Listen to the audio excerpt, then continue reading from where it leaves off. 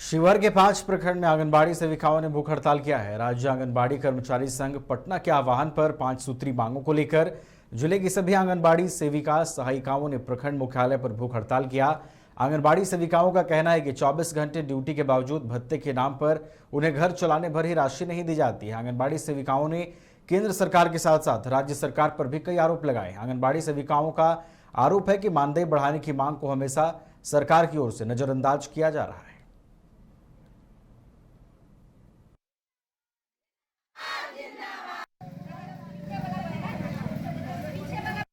हमारी 5 मांगे हैं, पाँच सूत्री मांगे।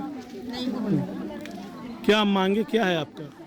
फर्स्ट मांग है केंद्र सरकार द्वारा सरकारीकरण किया जाए, कर्मचारी का दर्जा देते हुए ग्रेड सी एवं ग्रेड डी में समायोजन किया जाए। जब तक ग्रेड समायोजन नहीं किया जाए तब तक सेविका को 25,000 और सहायिका को 18,000 भुगतान किया जाए।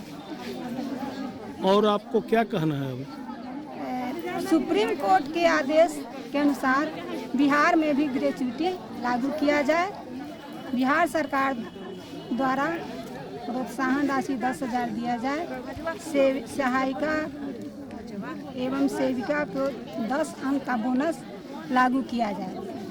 देखिए, सबसे पहली बात तो हमारी सरकार बोलती है बेटी पढ़ाओ बेटी बचाओ, और इस नाम पे हम लोगों के साथ शोषण किया जाता है और उनको एक बहुत न्यूनतम मजदूरी भी नहीं कह सकते हैं इसको, और ये हम लोगों को बहाली कर देती है और काम करवाती है हम लोग से, लेकिन बदले में हम लोग को मिलता है तो 6,000 रुपया भी नहीं, उससे भी कम रुपया मिलता है। 6,000 में भी 50 रुपया कम है।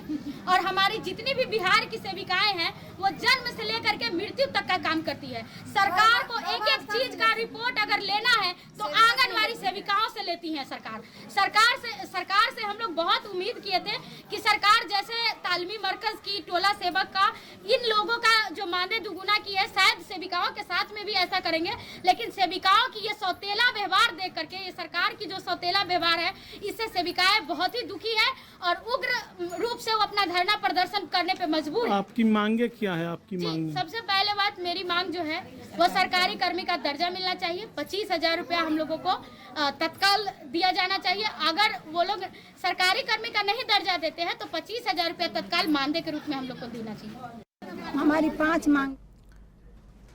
बिहार में नशा के खिलाफ पुलिस की कार्रवाई लगातार जारी है। राज्य के तमाम जिलों में नशा के खिलाफ की कार्रवाई को लेकर ब्यौरा दिया गया है। डीजी यूयू नैयर हसनैन खान ने कहा कि जब से बिहार में पूर्ण शराबबंदी लागू हुई है तब से नशीले सामान का कारोबार बढ़ गया है। उन्होंने कहा कि कुछ सीमावर्ती इलाकों में अफीम की खेती हो रही है।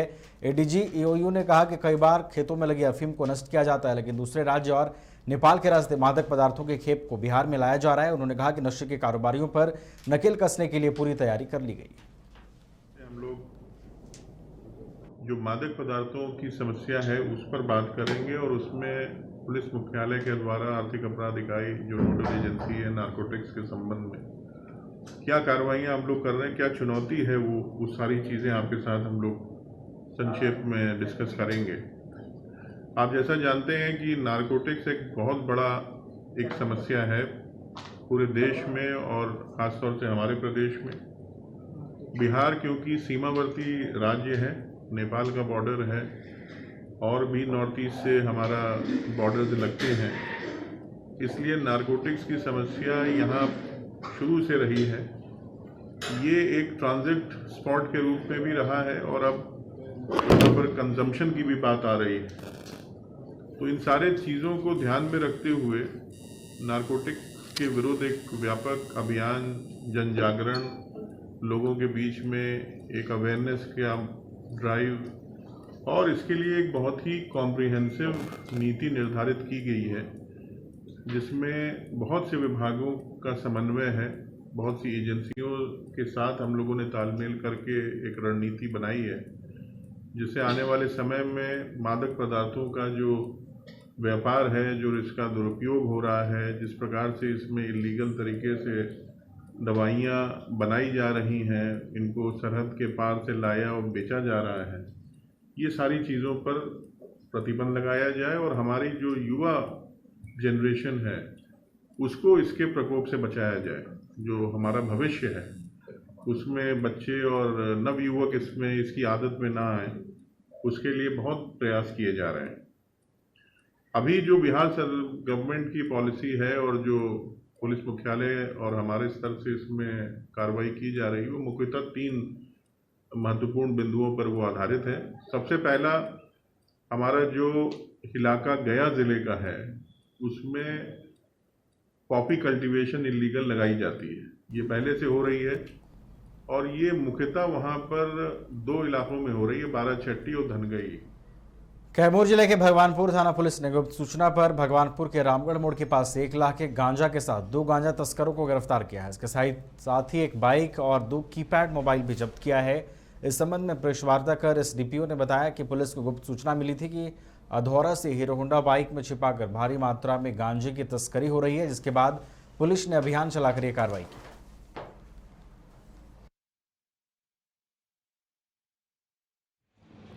ये दिनांक आज के डेट में 9/10/2023 को भगवानपुर थाना क्षेत्र के एक जगह है रामगढ़ चौक पर, वहाँ पर रेगुलर चेकिंग चल रहा था। उसी क्रम में गुप्त सूचना प्राप्त हुई कि 2 व्यक्ति कुछ गांजा वगैरह लेकर इधर से गुजरने वाले हैं। इस संबंध में थानाध्यक्ष महोदय के नेतृत्व में गश्ती वहाँ पर भेजते हुए वहाँ की चेकिंग प्रारंभ की गई। उसी दौरान एक मोटरसाइकिल है हीरो होंडा, जिसका रजिस्ट्रेशन नंबर है BR 45F5607। उसमें कुछ संदिग्ध व्यक्ति आते हुए दिखाई दिए, तो उसको रोककर जब उनकी तलाशी ली गई, वीडियो तलाशी ली गई, तो उनसे 4 kg गांजा उनके मोटरसाइकिल से बरामद हुआ है। तो दोनों व्यक्तियों को भी गिरफ्तार कर लिया गया है और विधिवत सूची बनाकर हम लोग उसे पूछताछ में क्या बताया सर, कहाँ गांजा ले जा रहे थे? ये लोग अभी तक कुछ बताया नहीं है। अधौरा साइड से लोग आ रहे थे, अभी हम लोग जस्ट पूछताछ ही कर रहे हैं। अभी तक प्राथमिक जो हम लोग पूछताछ किया उसमें ज़्यादा कुछ पता नहीं चल पाया। हम लोग अभी तक उत्तर कार्रवाई कर रहे हैं। राजधानी पटना में आरजेडी के प्रदेश कार्यालय में जनता दरबार का आयोजन किया गया। जनता दरबार में बिहार सरकार के 2 मंत्री, भूमि राजस्व मंत्री आलोक मेहता और खेल मंत्री जितेंद्र राय ने लोगों की समस्याएं सुनी। आलोक मेहता ने मीडिया से बातचीत करते कहा कि भूमि सुधार राजस्व विभाग में जो समस्या आ रही थी उसका निदान कर लिया गया है और जो भी समस्या आएगी उसका भी जल्द से जल्द निदान हो जाएगा। भूमिहीन को पर्चा देते हैं, जमीन देते हैं, सरकार देती है जमीन 3 से 5 डिसमिल। वास रहित भूमिहीन मतलब उसके पास कोई भी जमीन नहीं, जिसके पास कोई ज़मीन ही नहीं है, उसके आर्थिक स्तर को किसी डेटा की कहाँ ज़रूरत है, वो तो दिखाई पड़ रहा है सोसाइटी में। पिछले दिनों हमने घोषणा की थी कि इस वित्तीय वर्ष में हम लगभग 23,000-24,000 जो पिछले लिस्ट के हिसाब से बचे हुए भूमिहीन हैं, वास रहित भूमिहीन, उनको हम पर्चा दे के बसाए। अभी तो डेटा में अभी मैं बता रहा हूँ।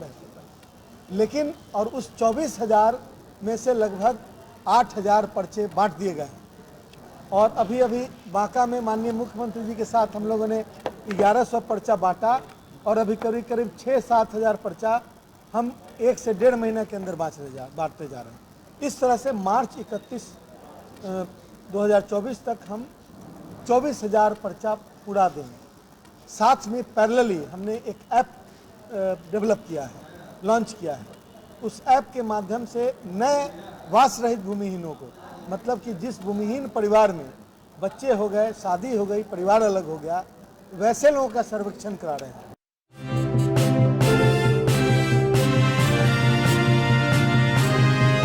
IIT जी नीट एस्पिरेंट्स के सपने को पंख देने आ गया है कंप्लीट सॉल्यूशन इंस्टीट्यूट। यहाँ है smart classroom, 1-to-1 doubt clearing session, ask the expert, video solution और भी बहुत कुछ। मतलब हम करेंगे आपको गाइड, बनेंगे आपके mentor. Foundation classes from class 6 onwards for your bright future. Visit complete